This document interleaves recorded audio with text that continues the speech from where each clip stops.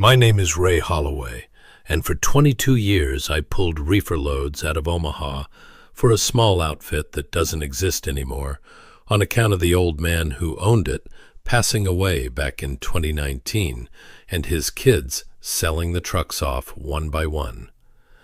I'm telling you this so you understand I'm not some kid who got spooked on his first run and made up a story to sound interesting at the truck stop.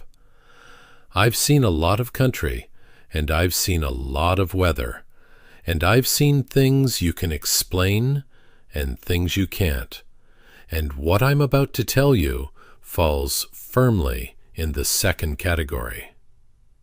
This happened in the fall of 2011 on a load of frozen beef I was hauling from Omaha out to a distribution center just east of Salt Lake City.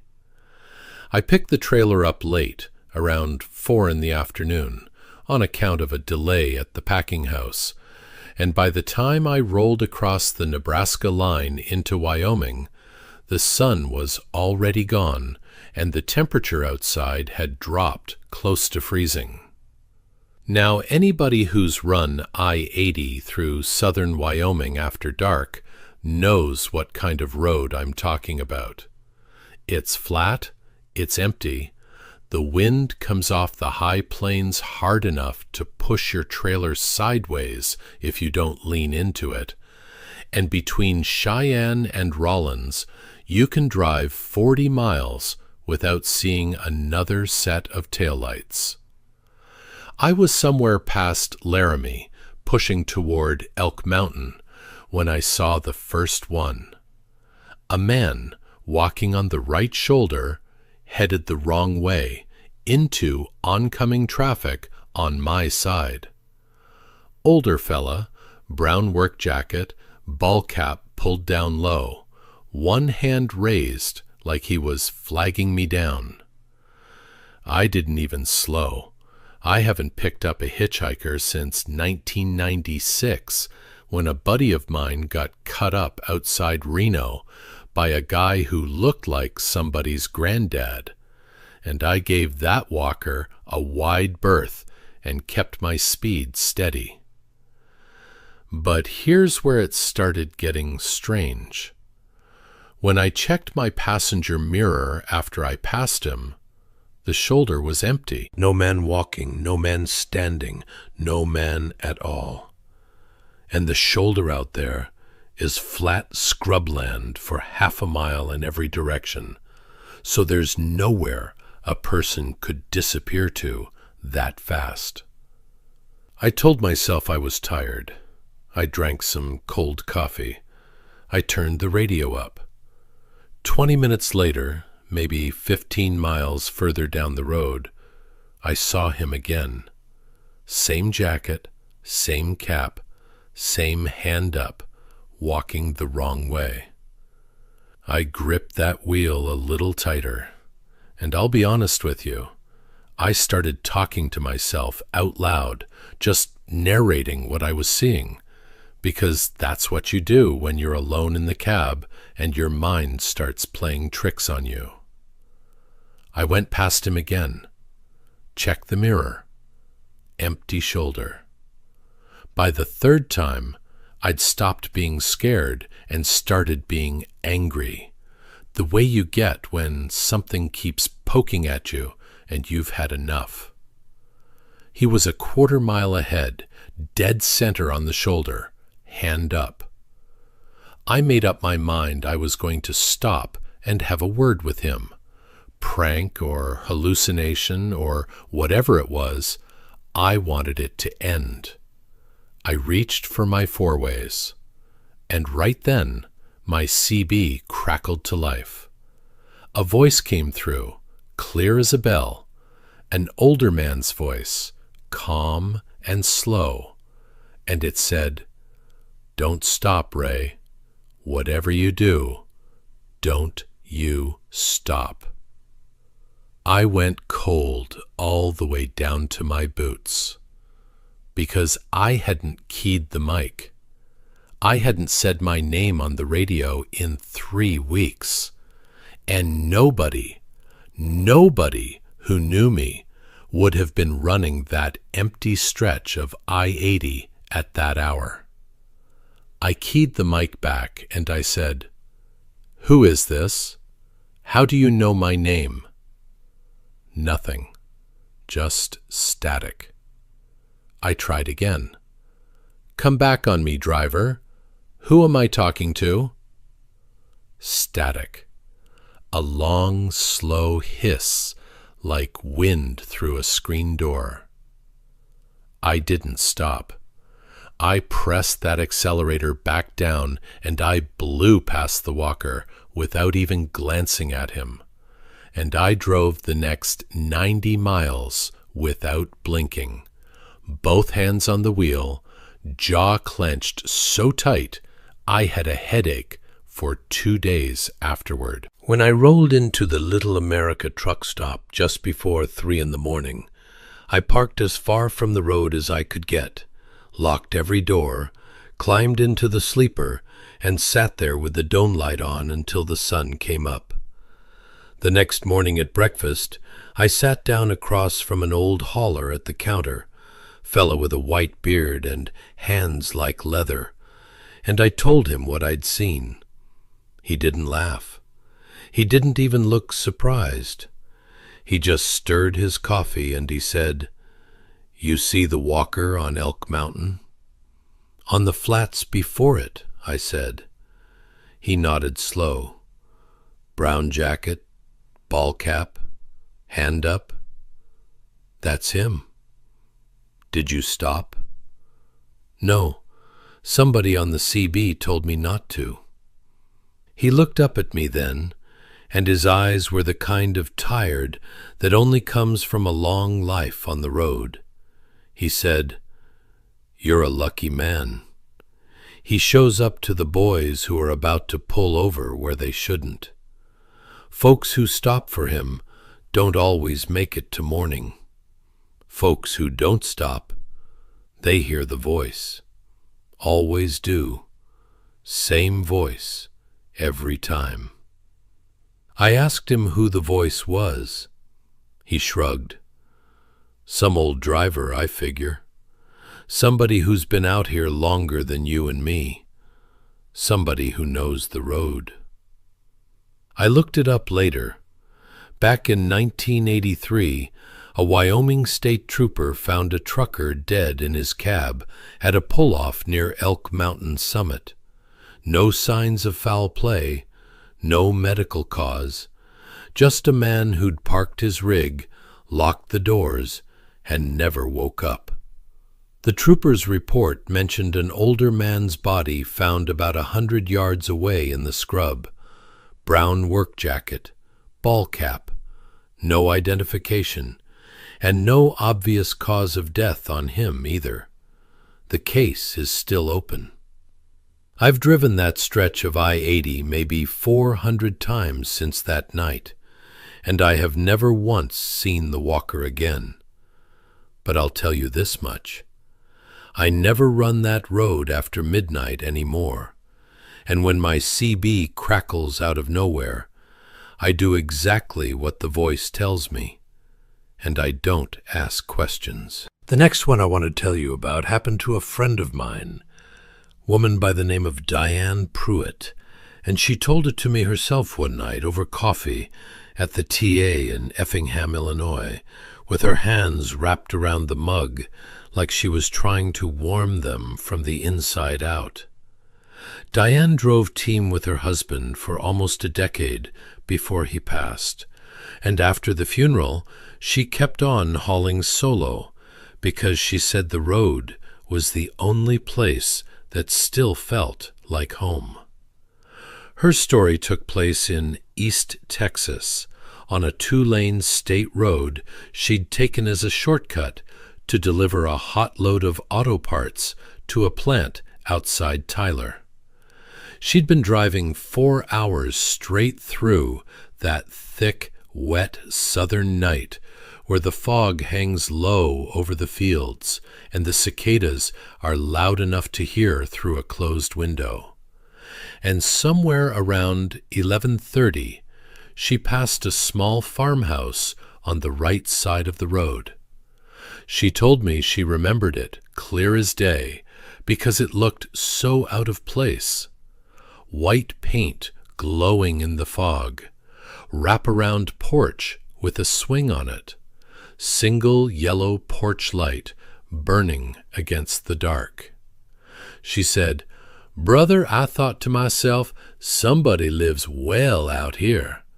Quiet, pretty, nothing for miles. I'd take a place like that in a heartbeat."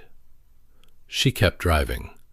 About 40 minutes later, her GPS sent her down a road that dead-ended at a closed bridge, which is the kind of thing that happens more than you'd think when you trust a satellite to navigate East Texas.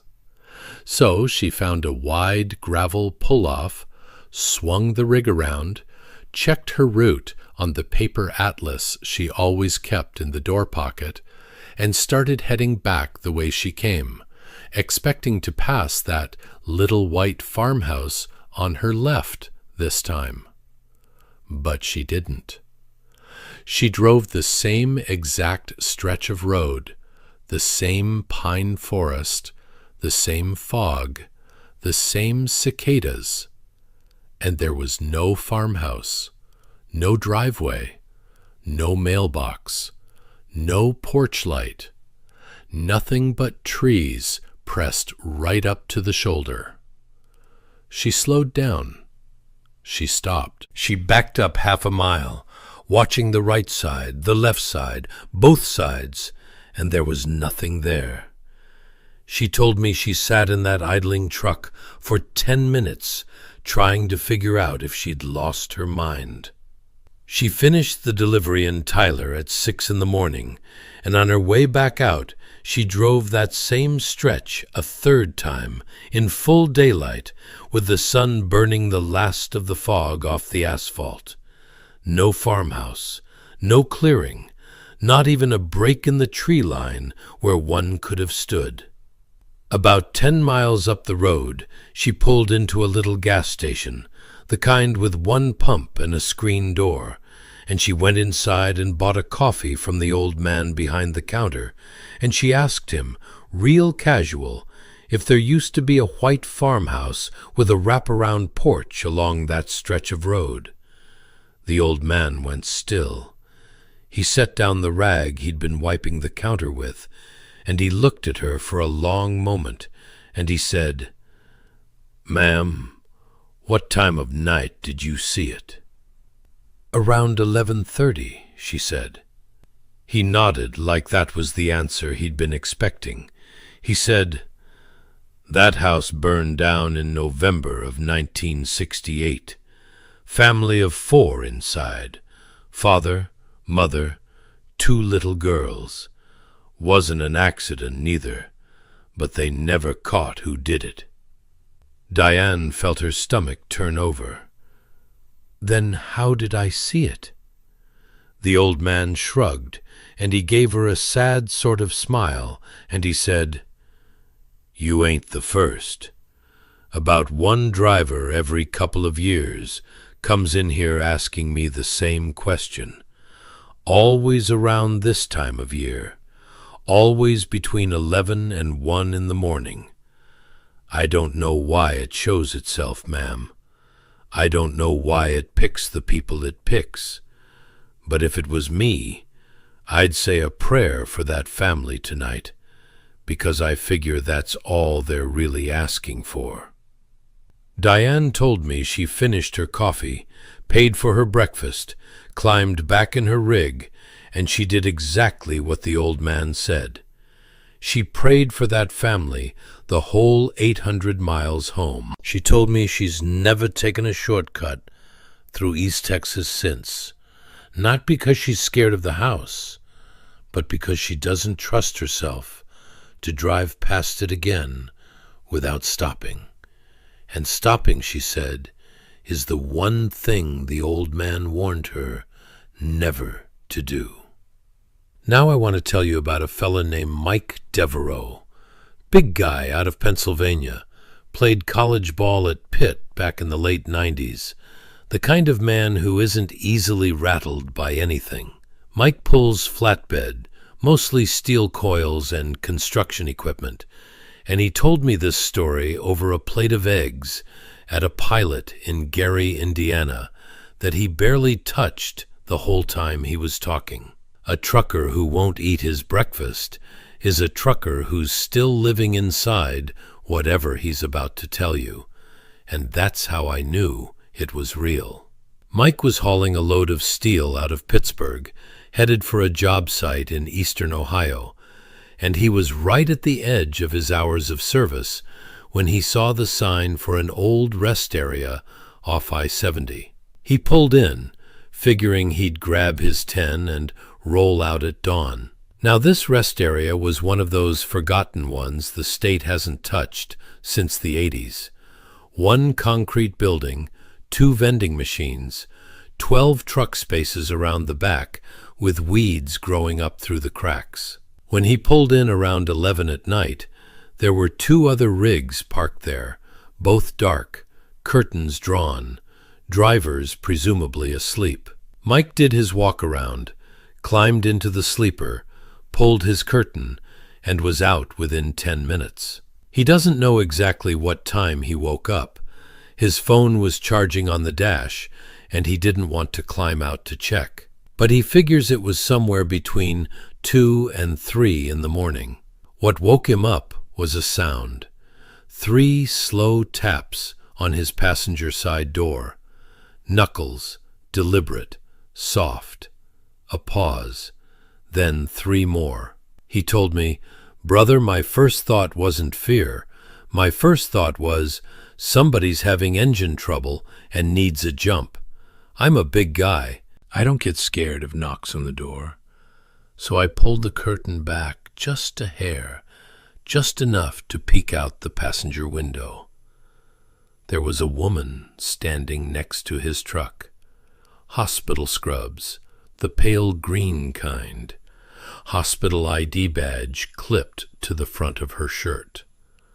Her hair was wet, hanging flat against her face, like she'd just walked out of a shower or a river. Her arms were at her sides, perfectly still. She was looking up at the window, right at him, even though the curtain was drawn, and there was no way she should have known he was there. Her face didn't move, didn't blink, didn't change. Mike said, "It wasn't fear yet. It was confusion. There was no car in that lot that wasn't a semi. There's no hospital within 30 miles of that rest area. And there's no reason for a woman in wet scrubs to be standing next to my truck at 2 in the morning in the middle of Ohio." He didn't roll the window down. He didn't say anything. He just watched her. And she watched him back. After about 10 seconds, she raised her right hand very slowly and tapped the door again. 3 slow taps. Same rhythm, same spot. And that's when Mike realized something that, in his own words, took 10 years off his life. Her hand had been hanging at her side the entire time he'd been watching her, which meant whoever had been tapping the door before she raised her arm hadn't been her. He let the curtain drop. He scrambled forward into the driver's seat as quiet as he could. He fired the engine without bothering with the air pressure, without the lights, without the seat belt. He was already rolling out of that space when he finally checked his mirrors. And when he did, the woman was gone. The other 2 trucks were still dark, curtains still drawn. Mike told me, "I don't know if those other drivers were asleep. I don't know if they were even alive. I drove the rest of that load straight through, took the violation on my logbook, and when I got home, I looked the rest area up online. He found a handful of old forum posts, other drivers going back to the mid-90s, describing almost exactly the same encounter. Woman in green scrubs, wet hair, 3 slow taps on the passenger door, always between 2 and 3 in the morning. Nobody knows who she was. There was a small county hospital that used to operate about 15 miles north of that rest area, shut down in 1987 after a fire in the surgical wing killed 4 staff members and 2 patients. The records from that fire are sealed. Mike doesn't sleep at unfamiliar rest areas anymore. He says if he can't make a proper truck stop with lights and a fence and other people moving around, he'd rather take the fine and park on a ramp where at least the highway patrol will check on him before anything else does. The 4th driver I want to tell you about goes by the handle Big Country on the CB, but his real name is Earl Whitfield, and he runs flatbed out of Birmingham, Alabama. I've known Earl for 15 years, and he doesn't tell ghost stories, which is exactly why the one he told me last spring stuck with me the way it did. He was running a load of mining equipment up into West Virginia coal country on a route that took him along some of the oldest blacktop in the eastern half of this country. Roads where the trees lean in over the asphalt and form a green tunnel that doesn't let much daylight through even at noon. Earl told me his GPS had been acting up all day, recalculating every few miles, sending him down side routes that didn't make sense for a truck his size. At one point, telling him he was driving through the middle of a lake when he was clearly on dry pavement. He didn't think much of it. GPS gets weird in the mountains. Everybody knows that. But as the sun went down and he got deeper into the hollers, the recalculations started happening more often, and the routes it was suggesting started getting stranger. Around 9 at night, he came to a fork in the road that wasn't on any map, a narrow, paved road branching off to the right that his GPS was now insisting he take, even though his trip planner had told him to stay straight. He sat at that fork, idling, for almost a full minute. He told me, "Brother, what spooked me wasn't the road. It was the fact that there was no sign, no route number, no town name, nothing. Just blacktop going off into the trees. And out in the mountains, every road has a sign, even the bad ones, even the ones nobody uses anymore. The county puts a marker up. That's the law." He stayed straight. His GPS started screaming at him to make a U-turn. It kept screaming for 20 miles. Then, all at once, the screen went black for a moment, and when it came back on, it told him he was 37 miles south of where he actually was, in a town he'd never heard of, on a road that didn't exist on any other map he owned. He pulled over at the next wide spot, killed the engine, and sat there in the dark, listening to the silence of the mountains. Now, anybody who's been up there will tell you about that silence. It isn't really silence at all. It's the absence of the noises you expect. No insects, no wind, no distant traffic, nothing. While he was sitting there trying to make sense of his screen, his CB clicked on by itself, which shouldn't have been possible because he hadn't keyed the mic. And a voice came through, flat, slow, emotionless, like an old man reading from a phone book, and it just said a string of numbers. Earl grabbed a fuel receipt off the dash and started writing them down as fast as he could. Long groups of them. Too long to be coordinates, too structured to be random. The voice stopped after about 30 seconds, and the CB went quiet again.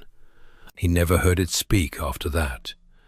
He eventually got his GPS working, found his way back to the route he was supposed to be on, and delivered his load only 3 hours late, which his dispatcher chalked up to the mountains.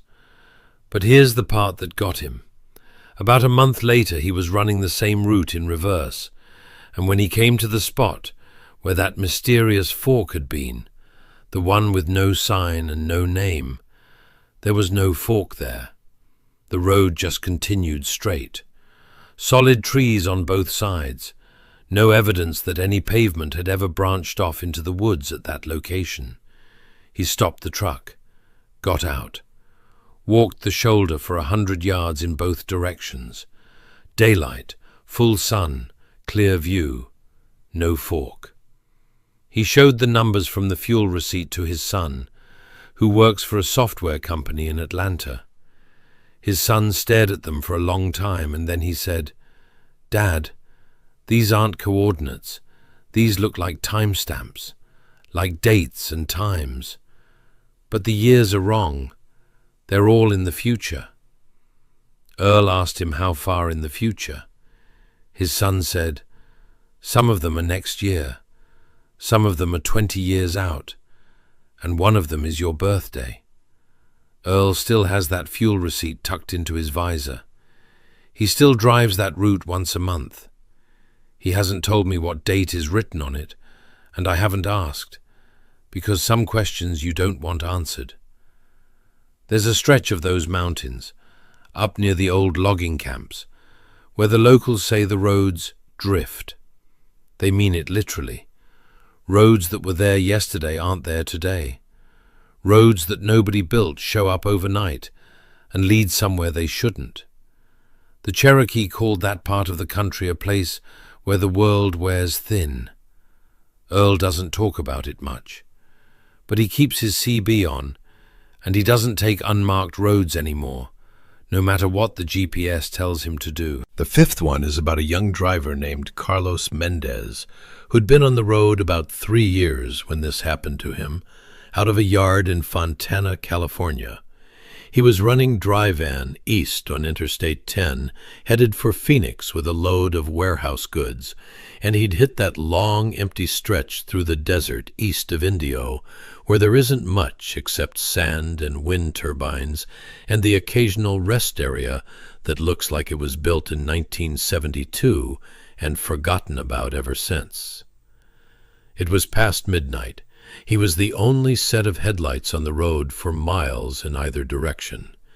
He had a Mexican radio station playing soft on the dash, some old ranchera music his grandfather used to listen to back in Sonora, and he was sipping a cold energy drink and counting down the mile markers to the Arizona line. That's when he started hearing it, a child crying. He told me, "At first, brother, I thought it was the wind. The wind in that desert can sound like all kinds of things, especially through a cracked window. But my windows were up, AC was running, and the sound was inside the cab." He turned the radio down. The crying got louder, soft, rhythmic, the way a small child cries when they've been crying for a long time and don't have much energy left. He told me he gripped that steering wheel so hard his knuckles went white, and he started talking to himself out loud, just narrating the road, the mile markers, what he was seeing in his headlights, because he needed to hear a voice he knew was his own. The crying seemed to be coming from the sleeper behind him, but every time he glanced in the little mirror that lets him see back there, the sleeper was empty. Curtain pulled back, bed made exactly the way he'd left it that morning. After about 10 minutes of it, he couldn't take the silence between the sobs anymore, and he said out loud in Spanish, "¿Quién está ahí?" ¿Qué quieres? Which is, roughly, who's there? What do you want? And the crying stopped. Just stopped, mid-sob, like somebody had cut the recording. And then a voice, a little girl's voice, very small, very close, right behind his right ear, whispered back to him in Spanish, "Tengo frío." I'm cold. He told me he didn't stop. He made a deal with himself that he was not going to stop. Not for fuel, not for food, not for any reason, until he saw the lights of Phoenix on the horizon. He drove with the dome light on. He drove with both hands on the wheel. He drove past 3 rest areas without slowing down. He didn't hear the voice again, but somewhere around Quartzsite, with about 90 miles still to go, he felt something rest, very gently, against the back of his right shoulder, like a small hand. He didn't look. He didn't move. He kept driving. The pressure stayed there for maybe 20 miles. Then it was gone. When he finally pulled into the truck stop on the east side of Phoenix, just before dawn, he sat in the parking lot for almost an hour before he had the courage to climb back into the sleeper and check it. There was nothing there. Of course there was nothing there. But his pillow was damp, like somebody had been resting their head on it while it was wet. He stripped the bedding, threw it in the dumpster behind the truck stop, and bought new sheets at a Walmart that afternoon. Carlos told his grandmother about it the next time he was home. She crossed herself, and she told him that stretch of desert east of Indio used to be part of an old migrant trail back in the 30s and 40s, and that a lot of people died out there in the heat trying to make it across. A lot of children. She said, "The desert doesn't forget." And she made him carry a small saint's medal in his shirt pocket every time he runs that road after dark. He says he hasn't heard the voice again, but he leaves the dome light on every single time, because he says darkness is what it wants, and he's not going to give it to it. The last one I want to leave you with tonight came from an old hauler named Wendell Garrison, who I met one rainy afternoon at a truck stop in West Memphis, Arkansas. Wendell was the oldest active driver I'd ever talked to, early 70s, still pulling steady miles, with a voice like gravel rolling around in a coffee can, and hands so weathered they looked carved out of oak. He told me his story happened back in 1986, before GPS, before cell phones, before half the things we take for granted now, when a driver out on the road was about as alone as a human being could be. He was running a tanker load of milk from a dairy outside Madison, Wisconsin, down to a processing plant in Missouri, on a route that took him through some empty country in eastern Iowa late at night. The kind of country where you can drive 40 minutes between one set of farmyard lights and the next. He picked up a hitchhiker. He told me right away, "I know what you're thinking, son. You don't pick up hitchhikers." I didn't either. I never had before that night, and I never did again after. But this fella, he was different. I don't expect that to make sense to you, but it's the truth.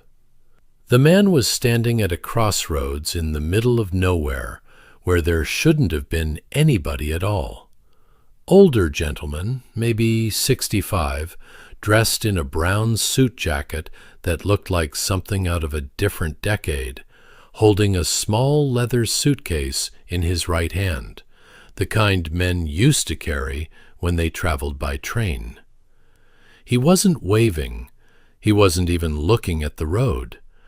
He was just standing at the edge of the gravel shoulder, facing the intersection, like he was waiting for somebody he expected to recognize. Wendell told me he doesn't know why he stopped. He'd driven past 100 hitchhikers in his career and never so much as touched his brake pedal for any of them. But something about this man, the suit, the suitcase, the calm of him standing there in the middle of nowhere at 1 a.m, made Wendell ease off the throttle and roll that tanker to a stop about 20 yards past the intersection. The man walked up to the passenger side at an unhurried pace, climbed into the cab without a word, set the suitcase on the floorboard between his feet, closed the door softly, and said, "Thank you kindly. I won't be going far." Wendell pulled back onto the road. He told me the inside of that cab got cold the moment the man climbed in. Not air-conditioned cold, something else. The kind of cold you feel when you walk past an open freezer at a grocery store. He turned the heater up 2 notches, and the man didn't seem to notice one way or the other. They rode in silence for about 10 minutes. Wendell finally asked him where he was headed.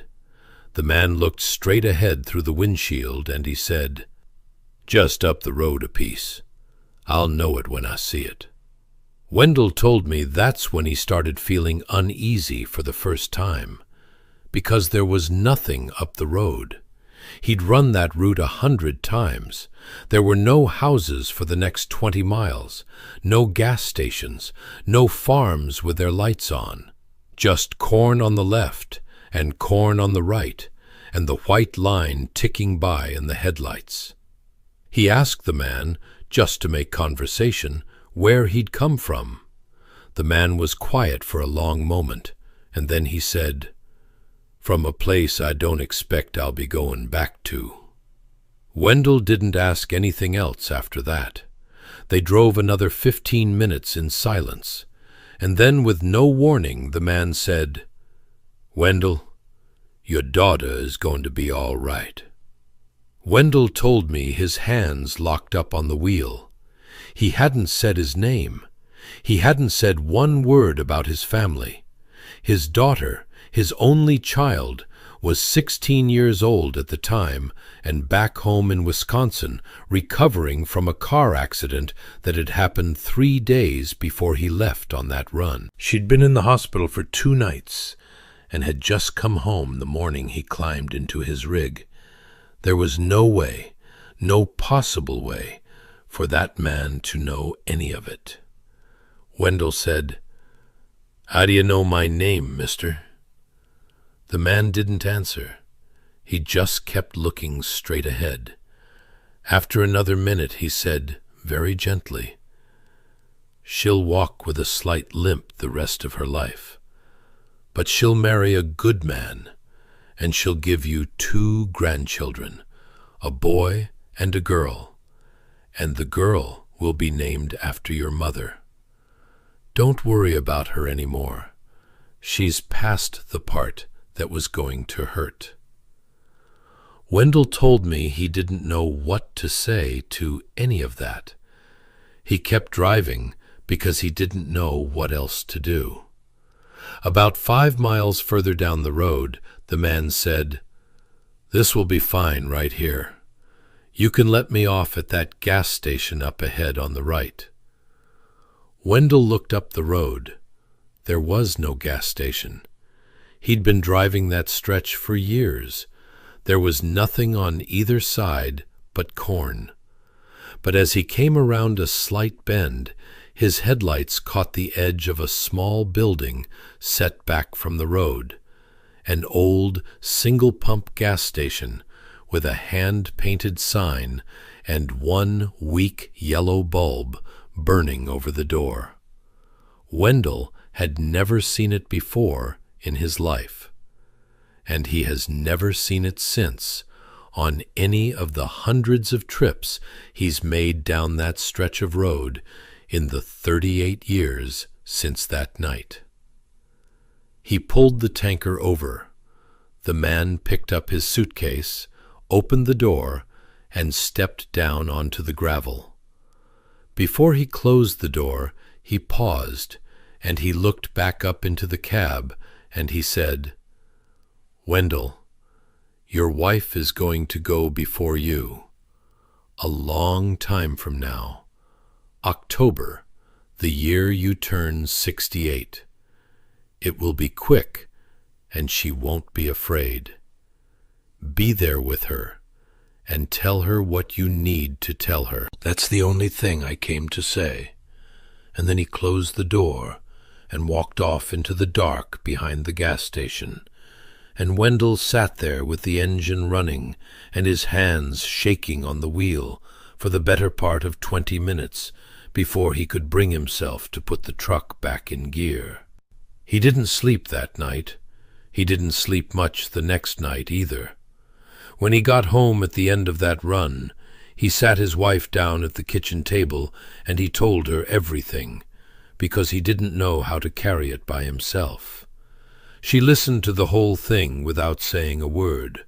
When he was done, she got up, she kissed him on the forehead, and she told him not to pick up any more hitchhikers, ever, for the rest of his natural life, which he never did. His daughter recovered. She walked with a slight limp from that day forward. She married a good man named Thomas in 1993. She gave Wendell 2 grandchildren, a boy and a girl. The girl was born in 1998, and his daughter named her Margaret, after Wendell's mother, without ever knowing that her father had been told that name 12 years earlier on a dark road in Iowa by a stranger in a brown suit. Wendell told me his wife passed away in October of 2017, the year he turned 68. It was quick. She wasn't afraid. He was there with her, and he told her what he needed to tell her, just like the man had said. He sat across from me in that booth in West Memphis, with the rain running down the window behind him, and he wrapped both hands around his coffee cup, and he said, "Son, I've thought about that man every single day for almost 40 years. I don't know who he was. I don't know what he was. I don't know why he stopped at that crossroads and waited for me, of all the drivers in the world, to come along and pick him up. But I'll tell you what I've come to believe.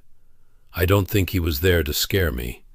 I don't think he was there to warn me. I think he was there to be kind.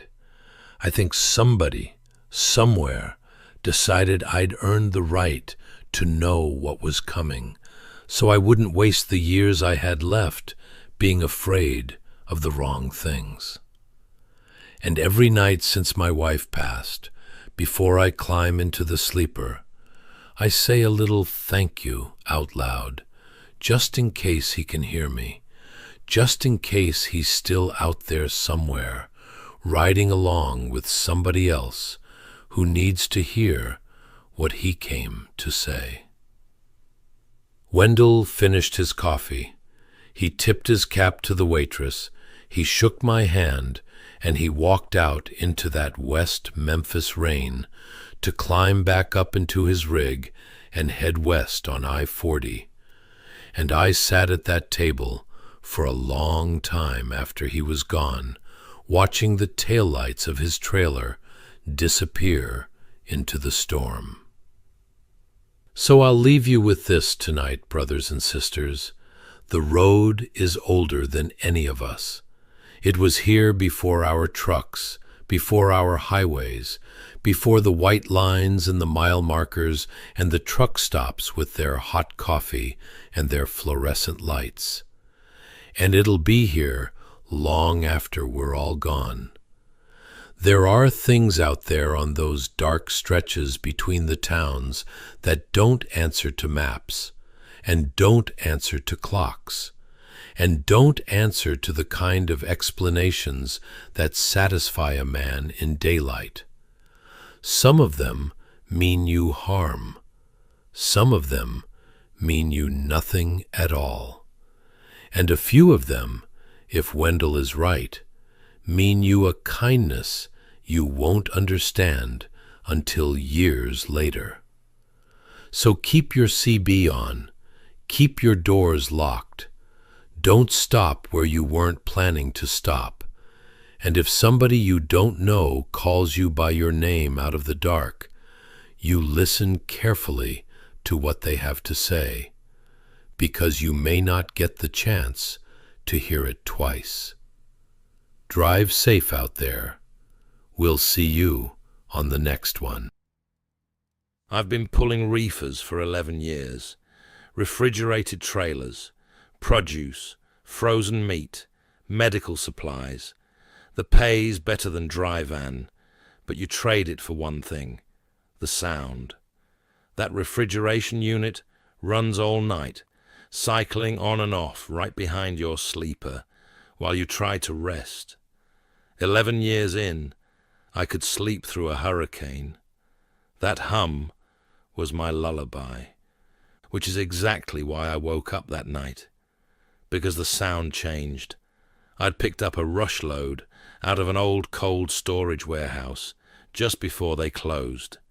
The shipping clerk was jumpy, kept looking over his shoulder, kept repeating that the load was sealed and pre-counted, and that under no circumstances was I to break that seal. Fine. Standard rules anyway. I signed, hooked up, set the unit to -2 degrees, and rolled out into the dark. Around 1 a.m., I pulled into a rest area, one of those dead ones, 2 flickering lights, a brick outhouse, not another truck in the lot. I climbed into the sleeper, and the reefer sang me down like always. At 2:40 a.m., my eyes snapped open. The unit was still running. But underneath the hum, in the gaps between compressor cycles, there was something else. Knocking, slow, steady, coming from inside my trailer. I lay there in the dark, telling myself it was cargo settling. Boxes shift, pallets lean, frozen product creaks in the cold. 11 years, I've heard every sound a trailer can make. I had never heard this, because cargo settles once.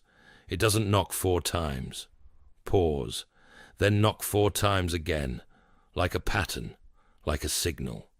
I pulled on my boots, grabbed my flashlight, and walked the length of the trailer in the freezing dark.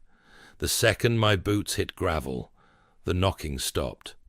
I stood at the back doors, breath steaming, listening.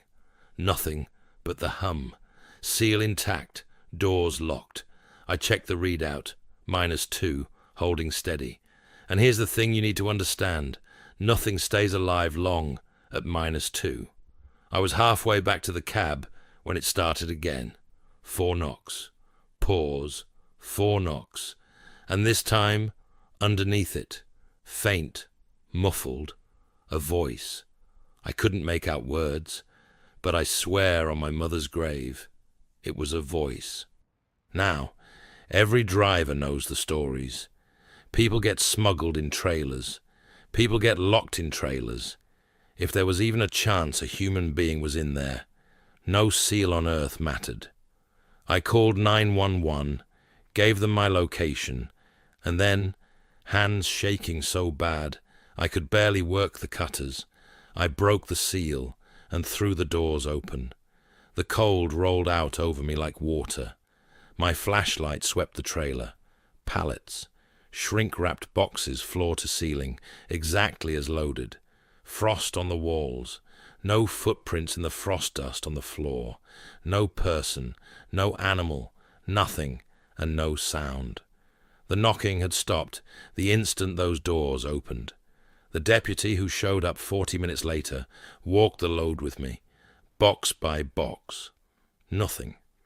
He shrugged, said I'd probably been dreaming, and left me standing alone in the cold with a broken seal I'd have to explain to the shipper. I closed the doors, climbed back in the cab, And because I had a delivery window, I did the only thing a trucker can do. I drove. The knocking started again before I even left the rest area. 4 knocks. Pause. 4 knocks. 6 more hours through the dark. That patient signal tapping through the wall. I turned the radio up. Didn't help. I sang to myself. Didn't help. And somewhere around dawn, I realized something that made my hands go cold on the wheel. The knocking wasn't coming from the back of the trailer anymore. It was coming from the front wall, the wall directly behind my sleeper, inches from where my pillow was. It had moved through 16,000 pounds of frozen cargo, all the way up the trailer, toward me. I made my delivery at 7 a.m., white-knuckled and grey in the face, stood there and watched them unload every single pallet. A perfect load, not one box out of place, not one box damaged. I was signing the paperwork when the receiving manager, older guy, been there forever, squinted at my bill of lading and went real quiet. "You loaded this at the old Meridian cold storage?" he asked. "The original warehouse, not the new annex?" "The warehouse," I said. "Why?" He didn't answer right away. Then, there was a guy years back, worked nights at Meridian, got locked in one of the blast freezers at closing time on a Friday. Nobody heard him. Nobody found him till Monday morning. He looked up at me, and I already knew what he was going to say before he said it. "They say he knocked so long, there were marks on the inside of that door. 4 knocks at a time. That was the safety signal they trained them on. 4 knocks means man trapped inside." He handed me my clipboard back. "Every few years, some driver hauls a load out of that place and walks in here looking exactly like you look right now. I never took another load out of Meridian. Turned down everyone, ate the pay cut, didn't care. But I still run reefers.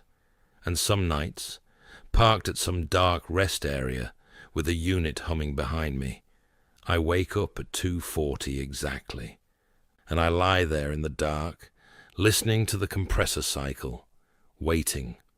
Because once you've heard 4 knocks in the night, you never stop listening for them. So here's my advice, driver. If you ever haul a sealed load out of an old cold storage warehouse, and somewhere out on a dark highway, you hear knocking from a trailer running at -2, where nothing can be alive, do that man a kindness. Knock back 4 times. They say that's all he ever wanted, for somebody to answer.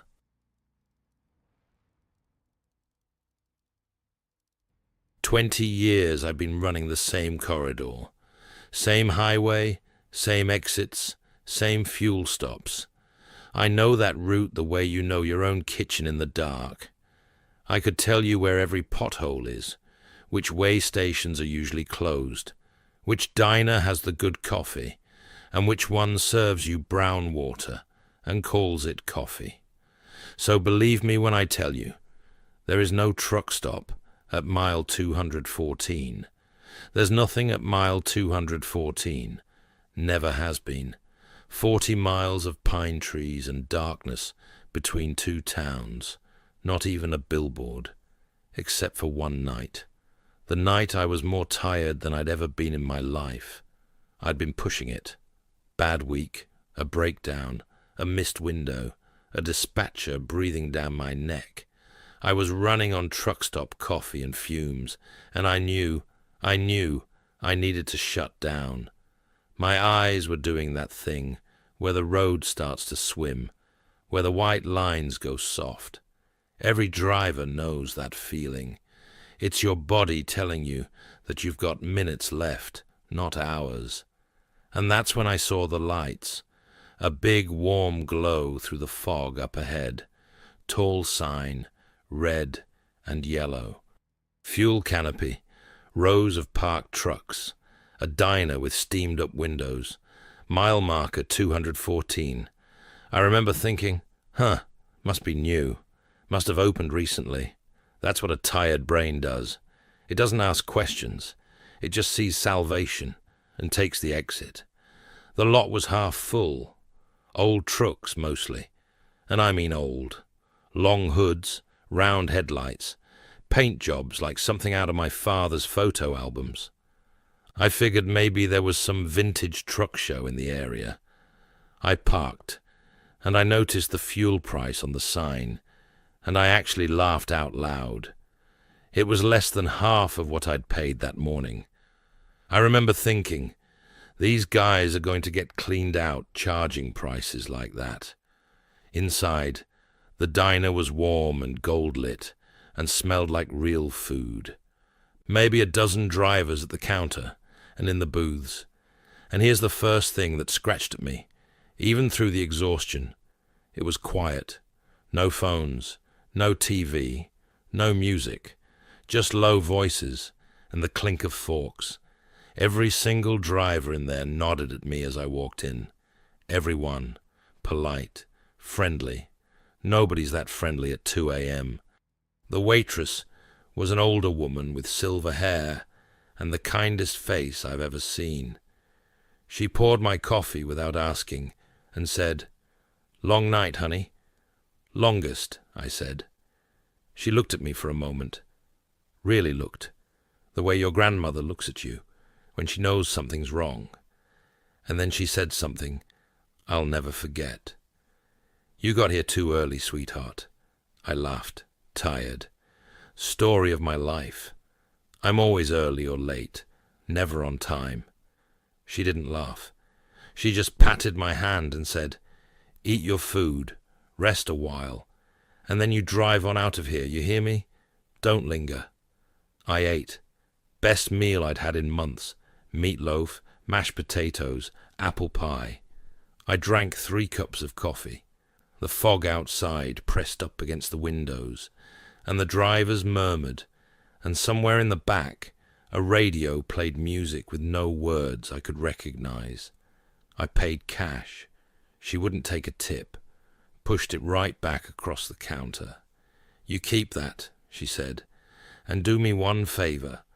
When you get where you're going, you tell them Ruth says hello." I said, "Sure, sure, Ruth." And I left my route map on the table. Old paper map, coffee-stained, my name written on the corner. Realized it a mile down the road and thought, whatever, I'll grab it next time through. I slept 8 hours at a rest area 30 miles on, woke up feeling reborn, and delivered my load. And on the return run, 2 days later, I watched the mile markers count down because I wanted that meatloaf again. Pine trees, darkness, nothing, no exit, no sign, no lot, no diner, no fuel canopy. I actually pulled onto the shoulder, big no-no, I know, and got out and stood there in the cold, looking at 40 feet of weeds and a collapsed chain-link fence, and beyond it, a wide, flat concrete slab, cracked and grey, half swallowed by the woods. An old foundation, where a building used to be.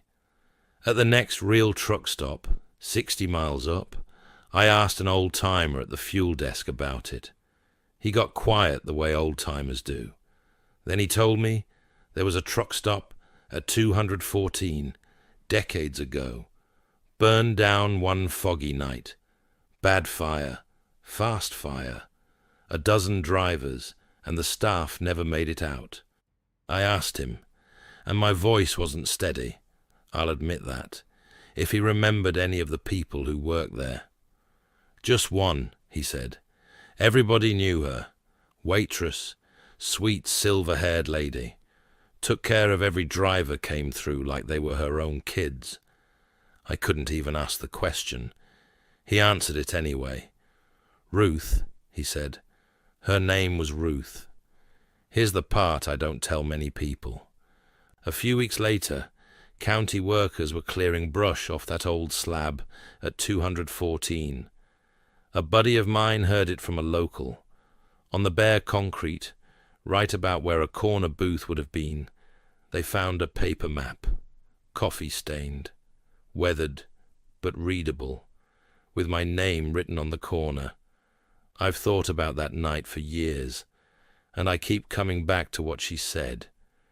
You got here too early, sweetheart. I was minutes from falling asleep at the wheel that night. Minutes.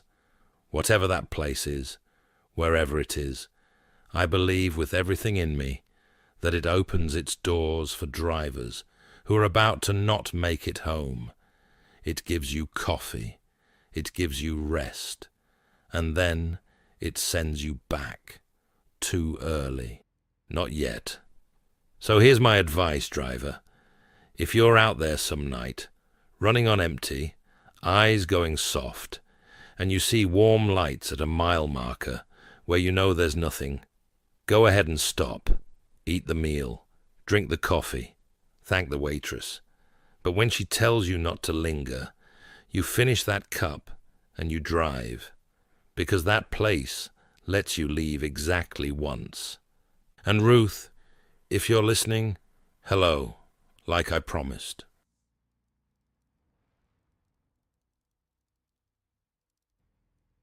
I want to start by saying I'm not a paranoid guy. 15 years over the road, long haul, coast to coast. When you live alone in a truck, you learn to trust your own mind, because it's the only company you've got. Your truck is your house. Your sleeper is your bedroom. You know it the way you know your own body. That's how I knew something was wrong. Not because of anything big, because of the small things. It started with the curtain. I run my sleeper curtain closed at night and open in the morning. Same routine. 15 years, automatic as breathing. One morning at a truck stop outside of nowhere, I came back from the showers, and the curtain was closed. I stood there holding my shower bag, absolutely certain I'd left it open. Then I did what everyone does. I told myself I was wrong. Long week, tired brain, whatever. A few days later, it was the smell. I climbed into the cab after breakfast, and there was a smell in the sleeper that wasn't mine. Not bad exactly, just someone else. The way you can walk into a room and know a person was there. I checked my locks. Both doors locked. Nothing missing, nothing moved, except my blanket. I fold my blanket every morning, military style. My dad drilled it into me. It was folded, but not my fold. You know what's worse than finding your stuff wrecked and stolen? Finding it almost right, because stolen means a thief. Almost right means something that's trying not to be noticed. Over the next 2 weeks, it kept happening. Little things. A dent in the mattress when I came back from fueling. A long dent, like where a body had been lying. Warm one time.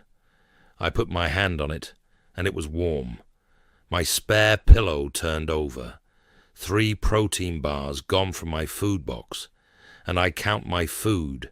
Every driver counts their food. One night, I found the sleeper vent open, when I always keep it closed. I started checking under the bunk, in the side boxes, behind the seats. Every stop, every time. Nothing, ever. I got a new lock. I started sleeping bad, waking up at every sound, lying there in the dark at 3 a.m., listening to my own truck breathe around me. And here's the thing, nobody tells you about that kind of fear. You don't call the police to report a folded blanket. You don't tell your dispatcher somebody's been eating your protein bars. You just start quietly wondering if 15 years of white lines and no sleep have finally cracked something loose in your head. That scared me more than any intruder, the idea that it was me. So I did the only thing I could think of to prove I wasn't crazy. I bought a second dash cam, a cheap interior one, and I mounted it up front, tucked behind the visor, facing back, facing the sleeper, motion activated, and then I drove my routes like normal, and waited. For 4 days, nothing. Footage of an empty bunk. Me climbing in, me climbing out. I actually started to relax, started to laugh at myself a little. On the 5th night, I was parked at a big travel center, and I went inside for a shower and a hot meal. Gone maybe 50 minutes. Came back, truck locked, everything normal.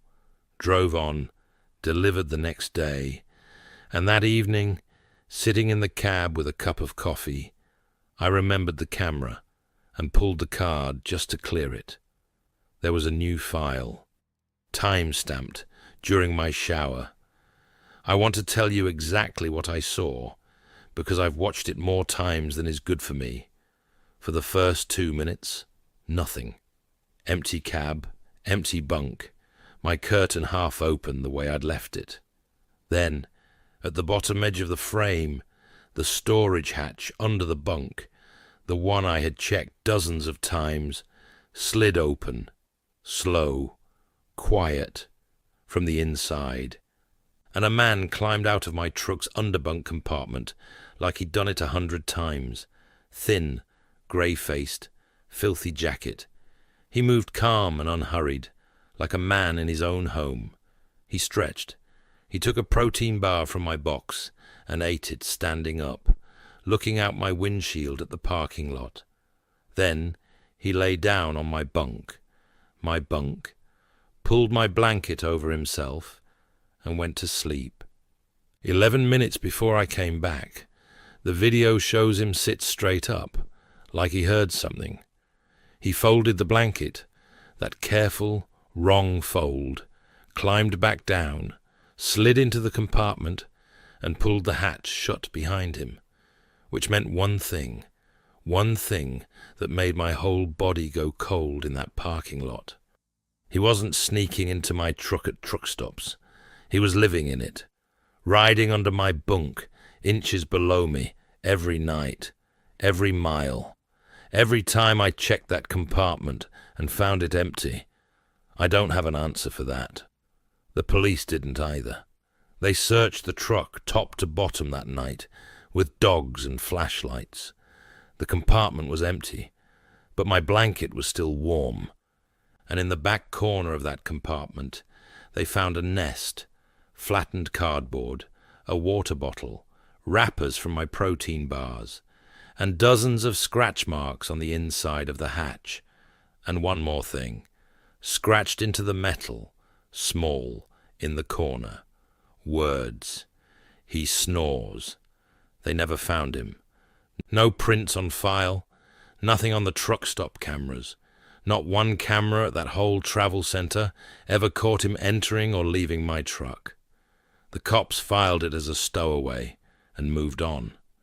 I traded that truck in within the month, took the financial hit, didn't care. New truck, new locks, and yes, a camera facing the sleeper, always. But some nights, parked out in the dark, I lie in my bunk and I feel it. That feeling on the back of your neck. And I think about how long he was down there before the curtain thing ever tipped me off. Weeks, months. How many nights did I sleep? 12 inches above a stranger, both of us breathing in the dark. So here's my advice, driver. Count your food. Check your fold. Trust the small things. The small things are how they tell you they're there. And if you ever climb into your bunk at night and the mattress is warm, don't tell yourself you're crazy. Get out. Look under the bunk. And whatever you do, don't snore. He doesn't like it.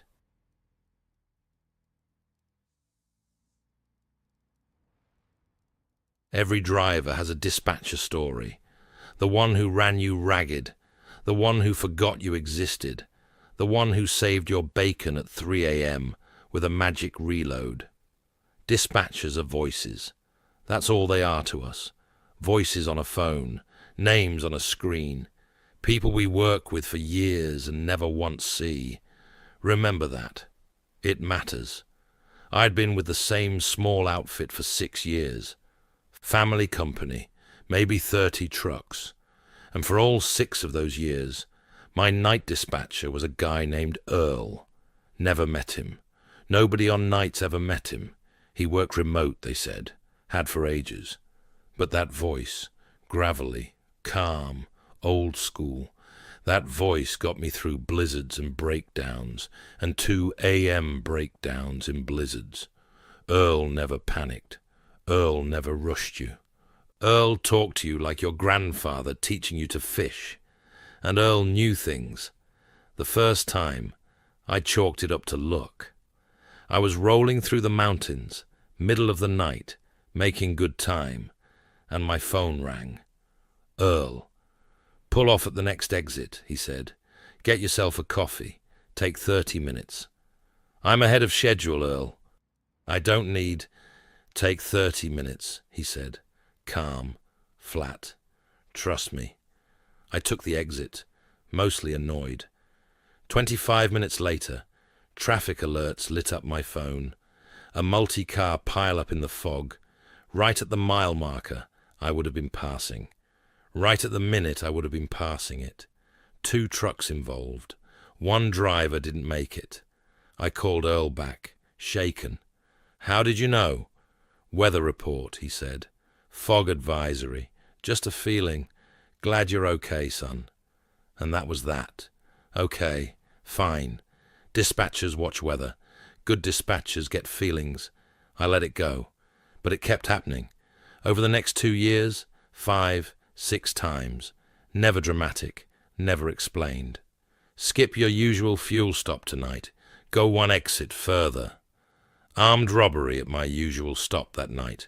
Right around my usual time. Check your left rear inside tire before you leave. Cracked wheel. Would have let go at highway speed. Don't take the bypass tonight. Never even found out what happened on the bypass. Didn't want to. The other night drivers had Earl stories too. We compared them over coffee, like men comparing lottery tickets. Nobody said the word we were all thinking, because the word was ridiculous. Dispatchers aren't psychic. Earl just knew the roads, knew the patterns, been doing it forever. That's what we told each other. Then came the night of the call. I'll never forget. I was 600 miles into a run, dead of winter, empty highway, snow starting to whisper across the road. Around 1 a.m., my phone rang. Earl. But he didn't sound like Earl. For the first time in 6 years, that gravel voice was tight, urgent. Listen to me carefully, he said. You're going to see a rest area in about 4 miles. You pull in, you park under the lights, you lock your doors, and you do not leave until sunrise. You do not open your door for anyone, not police, not another driver, not a woman asking for help. No one. Do you understand me? My mouth went dry. Earl. What? Do you understand me, son? Yeah. Yes. Good man. A pause. And then he said something strange. Something I didn't understand until later. He said, "You're the last one. After tonight, I can rest." The line went dead. I pulled into that rest area with my heart slamming, parked under the lights, locked the doors, and I sat there. At 2:37 a.m., someone knocked on my door. I looked down, and there was a man standing on my step, clean-cut, friendly smile, said his car had died, and his phone was dead, and could he just sit in the warm for a minute? Everything about him was normal, everything except that I'd watched that parking lot for an hour, and no car had pulled in.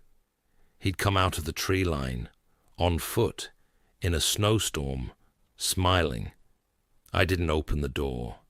He asked twice more, polite as Sunday. Then the smile went away, just dropped off his face like it was never there, and he stood looking at me through the glass for a long, long moment before he walked back into the trees. Police caught a man 3 weeks later, 2 states over. I saw his face on the news and had to sit down. They connected him to attacks on drivers going back years. His method never changed. Dead car, dead phone, knock on the door, friendly smile. I called the office that morning to thank Earl, to ask him, really ask him, no jokes this time, how he knew. The day dispatcher went quiet on the line. Then she asked me to hold, and the owner picked up. Old man, third generation, voice careful. "Son," he said, "who did you say called you?" "Earl. Night dispatch. Same as always." Long silence, the kind of silence that has weight. "Earl worked our night desk for 31 years, the owner said. "He was the best there ever was. Drivers used to say he had a sixth sense, that he'd call you before trouble found you." He stopped, breathed. "Earl died 8 years ago. Heart attack, at his desk, on the phone with a driver, warning him about black ice. 8 years. I'd been with the company 6. I made them check the phone records. They did, humoring me, I think, until the IT guy went pale. Every one of Earl's calls to me was logged on my phone, incoming, time-stamped, minutes long. And on the company system, nothing, no outgoing calls.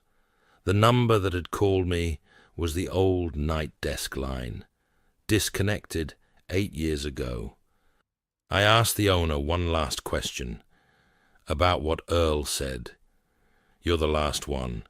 After tonight I can rest." The owner was quiet, and then he told me the part nobody talks about. The driver Earl was on the phone with the night he died, the black ice call. Earl didn't get the warning out in time. That driver didn't make it home, and the old-timers always said Earl blamed himself with his dying breath. 6 years, countless drivers, every warning, every save. He wasn't dispatching, he was atoning, one saved driver at a time, until the scales came even. The night calls stopped after that, for everyone. The Earl stories at the coffee counter became memorials instead of mysteries. So here's my advice, driver. If your phone ever rings at 1 a.m.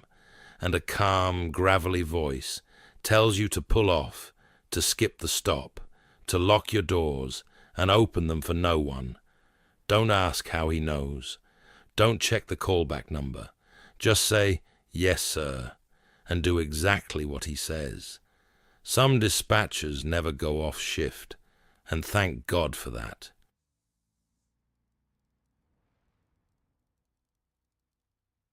There's a rule in this industry, and every driver learns it early.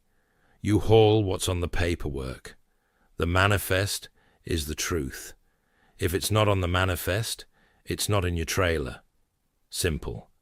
I believed that for 11 years, right up until the night I hauled something that wasn't on any paperwork in this world. It was a drop and hook, late pickup, small warehouse at the edge of an industrial park, the kind of place that's all rust and floodlights and nobody around. My dispatch said the trailer would be loaded, sealed, and waiting.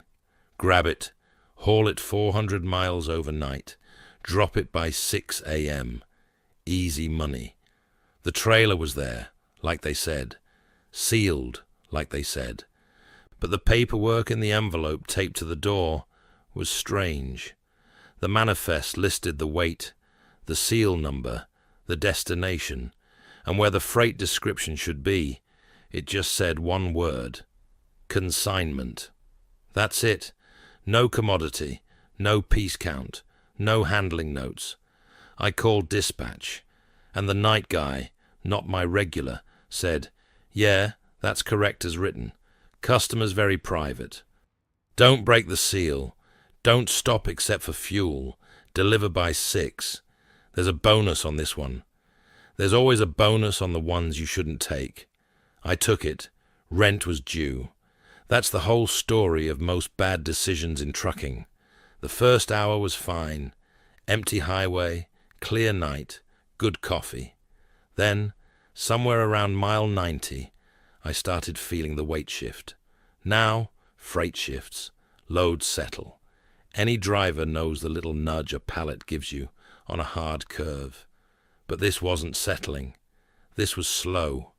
I'd be running a straightaway, flat, smooth, no curves for miles, and I'd feel the trailer lean, gently, like weight was moving from one side to the other. Then, minutes later, back again, like something in there was walking. I told myself it was wind. Then the wind died, and it kept happening.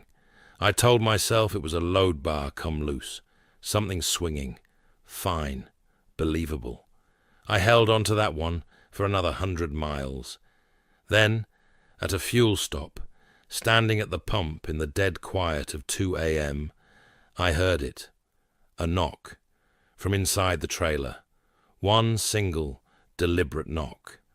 I stood absolutely still with the fuel handle in my hand, and I waited, and I told myself it was the metal cooling, contracting, ticking the way trailers do. And then it came again. 3 knocks this time, evenly spaced, patient, knock, knock, knock. Everything in me wanted to break that seal, and I want you to understand why I didn't, because it wasn't the bonus, and it wasn't the rules. It was this.